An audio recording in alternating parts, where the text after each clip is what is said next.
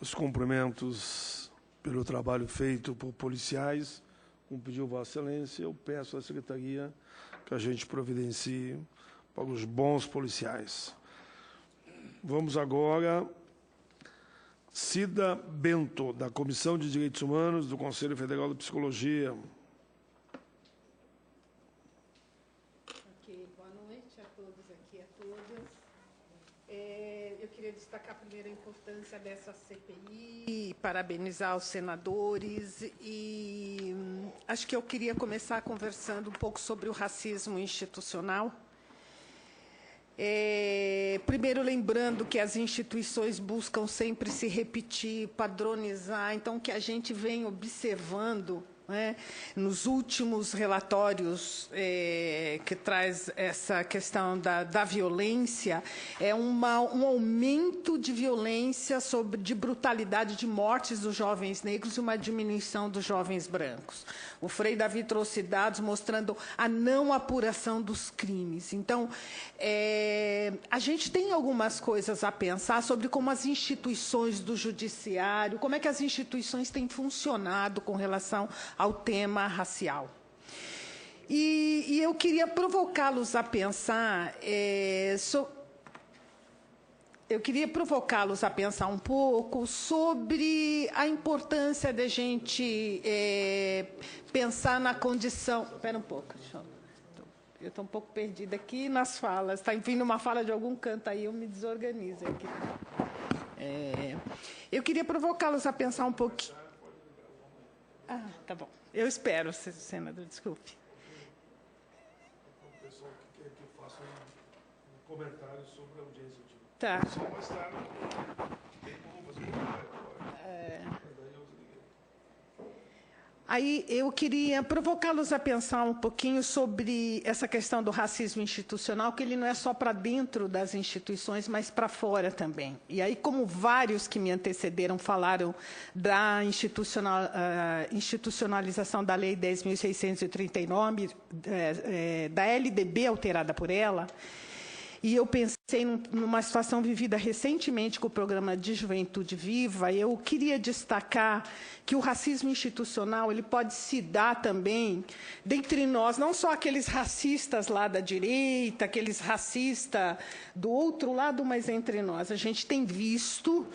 e eu presenciei, quer dizer, o programa Juventude Viva, diretamente ligado a essa questão que a gente está trabalhando. A gente tinha uma situação numa cidade aqui, nossa, né, em que um grupo de psicólogos brancos de uma organização não negra que reconheceram publicamente que não mexem, não entendem nada de preto, mas eram quem ia, vamos dizer, receber os recursos do programa Juventude Viva e tratar dos familiares dos jovens negros, das famílias que teve jovens chacinados. Então, ali a gente pôde observar uma coisa que estava lá naquele tempo dos racistas, mas que está entre nós nos espaços mais progressistas, onde a gente tem nossos parceiros, em que, de repente, o recurso governamental para um programa importante como o da Juventude Viva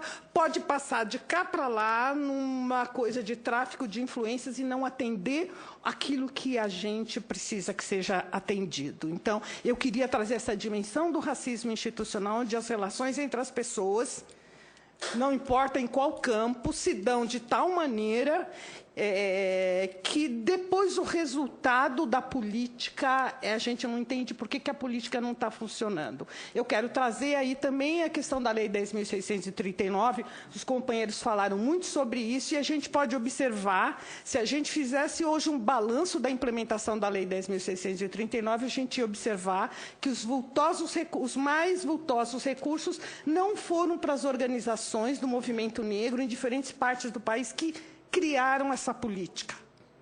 Então, por que eu estou trazendo essa questão? Eu acho que a questão do racismo institucional é importante a gente pensar sobre isso e pensar um balanço das políticas que pode influenciar esse quadro, conforme a gente observou nas nossas nas falas anteriores.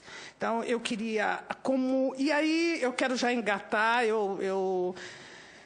trazendo a questão da branquitude. Eu sou uma pessoa que estudou, que trabalhou com isso, que foco muito isso quando eu estou trabalhando o racismo institucional. Então, ao mesmo... Não, eu espero.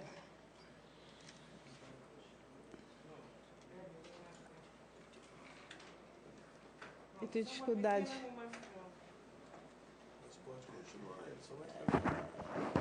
É que se fala do meu lado, eu tenho dificuldade. Eu entendi. Desconcentra. Eu me desconcentro. Então, queria trazer essa questão da branquitude como uma questão importante. Se eu tenho um grupo, e aí senadores, a equipe que está trabalhando com este tema são pessoas brancas, que estão, vamos dizer, no protagonismo principal, a importância de trazer especialistas negros, principalmente, não só agora, nesse momento, mas principalmente a fase de feitura, elaboração, concepção dos relatórios. Eu quero discutir que branquitude não é transparência, branquitude é um posicionamento político, ideológico, assim como negritude, assim como masculinidade. Por mais sensíveis que sejam as pessoas, é de fundamental importância, aí eu estou falando mesmo para Leandro, estou falando para Lídice, estou falando para as pessoas que estão na frente desse processo, o quanto é fundamental que especialistas negros estejam durante todo o processo trabalhando até o relatório final. E aí eu queria destacar algumas coisas. Primeiro, a importância de se reconhecer a violência da brutalidade que a gente está vivendo com jovens negros hoje, né?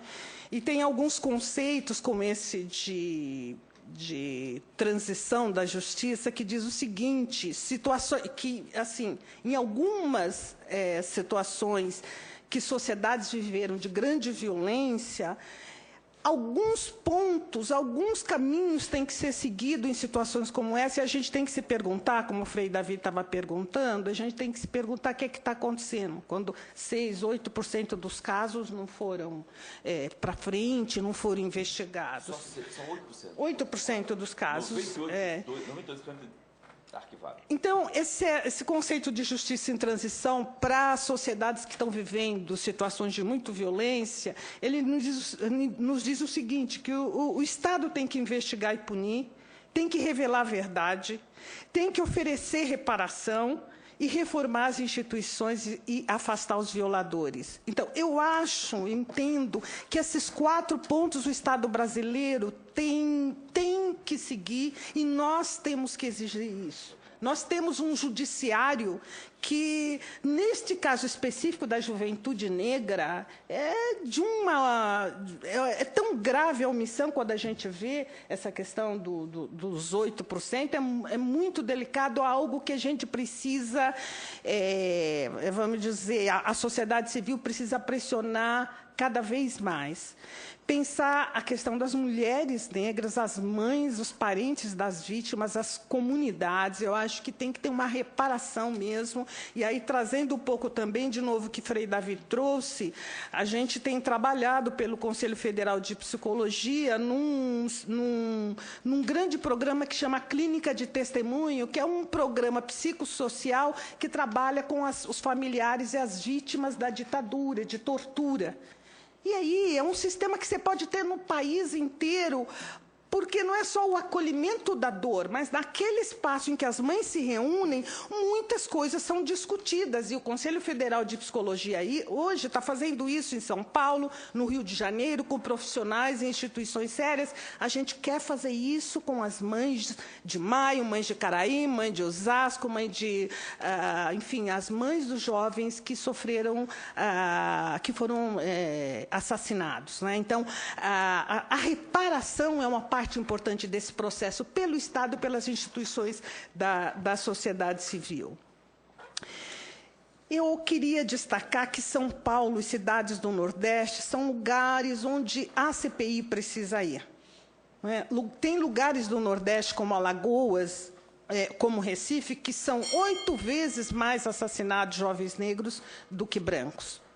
Como Recife, 11 vezes mais. Então, a gente precisa que a CPI vá a esses lugares.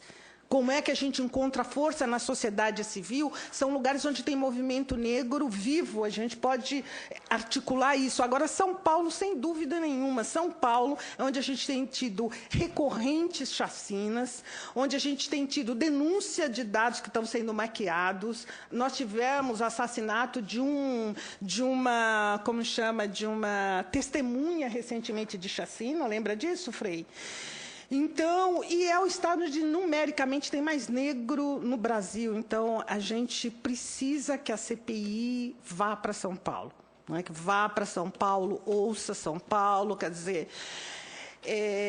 eu gostaria de finalizar dizendo que eu acho importante que a gente pense como criar um fórum permanente de acompanhamento e de monitoramento. A gente teve tantos CPIs, eu sei que isso não vai acontecer, mas como uma CPI não acaba em pizza, né? Como é que uma CPI pode, até o final, assegurar vamos dizer, a seriedade que a gente vem observando, que a gente uma mesa como essa, uma mesa que nos antecedeu, e que tem pessoas que estão vivendo a situação.